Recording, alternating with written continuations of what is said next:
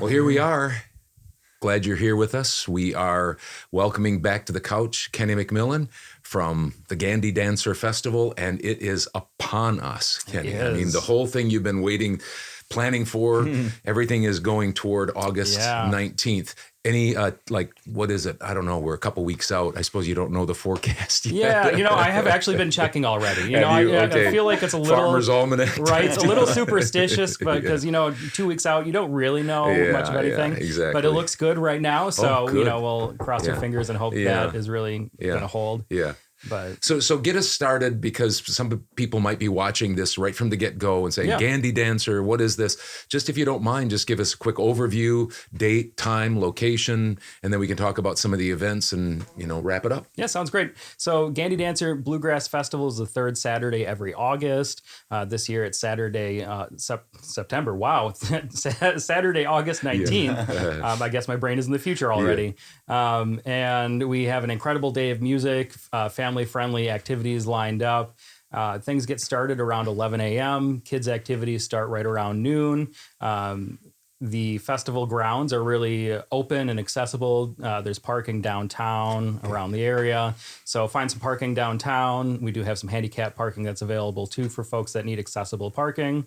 Bring a blanket, bring a lawn chair. We do have chairs available too if people need them. Good. And just kind of settle in for a nice day of bluegrass music, food, check out museums, other exhibits that we've got going on. It's just a real action-packed one-day festival. Mm-hmm. You can head out in the morning, be home before bed. And this is our 15th festival actually this year. We've taken a couple years off.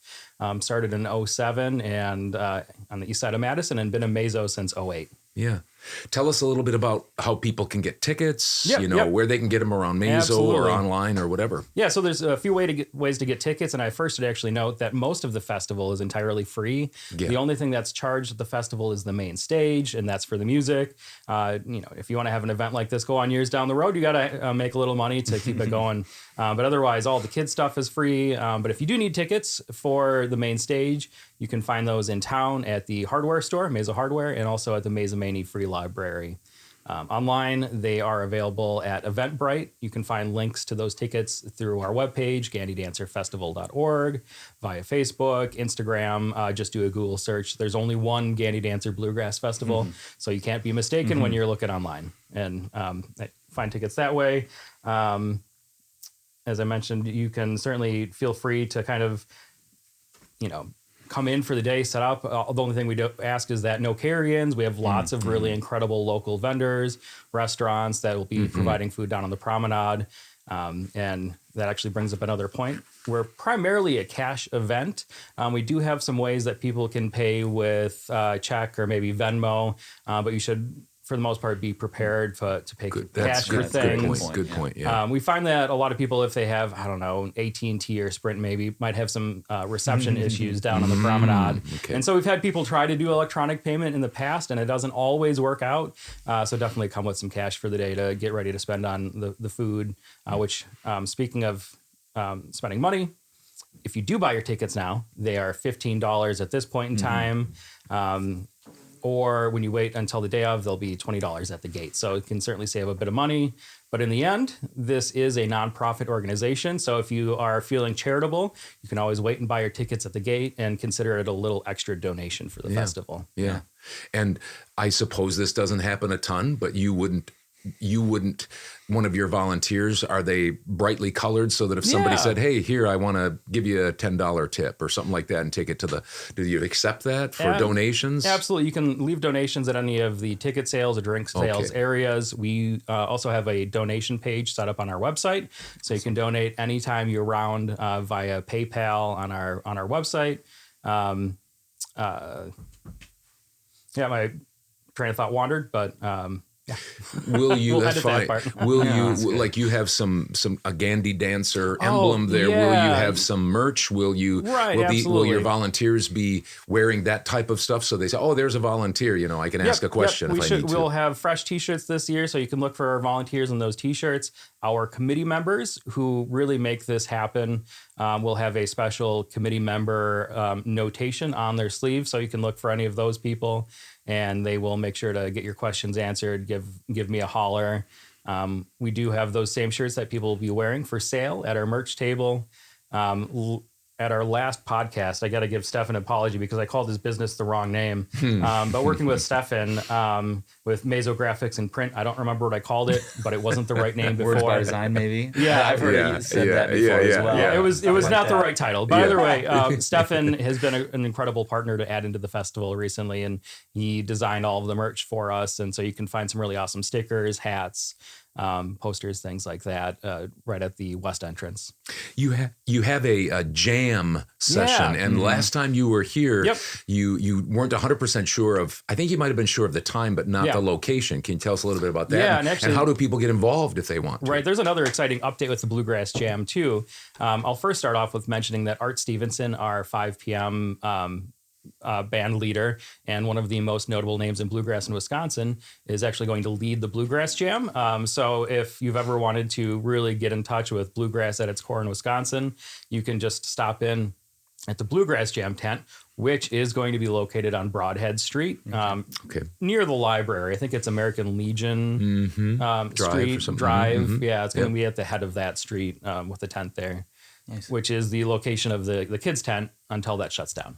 Got it. We'll also note with a Bluegrass Jam, after Art Stevenson is taken off, because he starts at 5 o'clock, so he can't be jamming until 5 o'clock. Sure. When he takes off, the handpicked bluegrass band folks, our openers for the day, are going to pick up where Art left off. And as I mentioned in the last podcast, the bassist for handpicked bluegrass band actually played with Bill Monroe, who is one of the real grandfathers of bluegrass music. Yeah.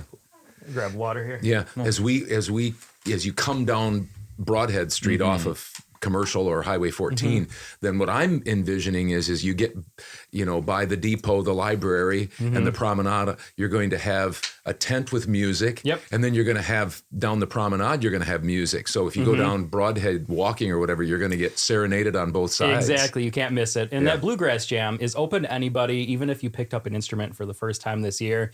Absolutely go on and step on down.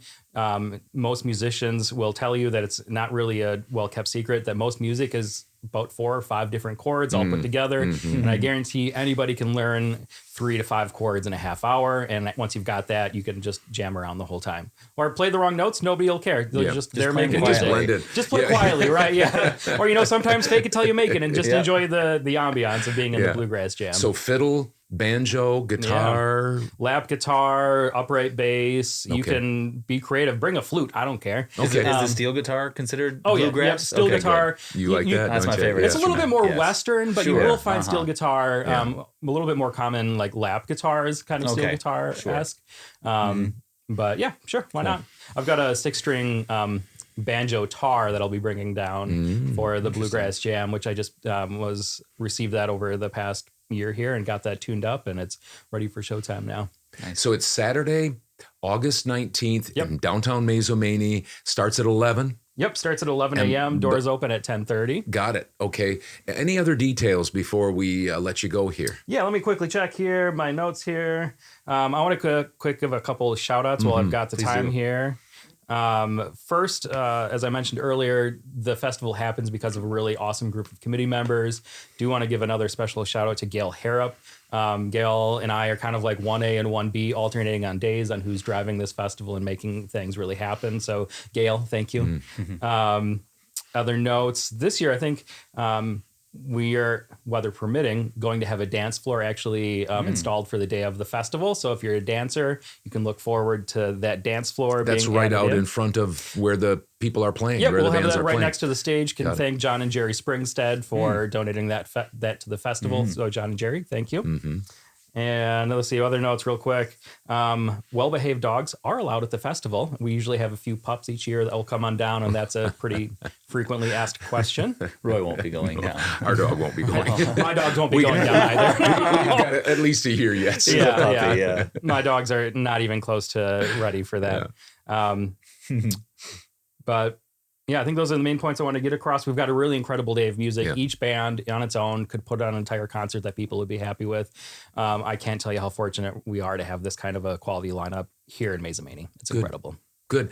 Well, thank you for not only the last time you came, the interview, but this time. And we're going to keep this here. Sweet. And if something happens, I'm talking about, don't be a stranger. Okay. As the year progresses, I know this is kind of a one-day event, but as you get more information, maybe we'll have you in the wintertime. You can come back and say, hey, this is what's happening, and we'll highlight that. Right. And get some details out right away. Some exciting sounds awesome. details. Certainly have some designs for down the road. One of the missions of the Bluegrass Festival is to help improve the promenade. And I think that, maybe spoiler alert, it would be nice to start working on getting a mural downtown. And I think the festival might be kind of leading the charge on getting a little bit of artwork downtown and maybe beautify that space a little bit more.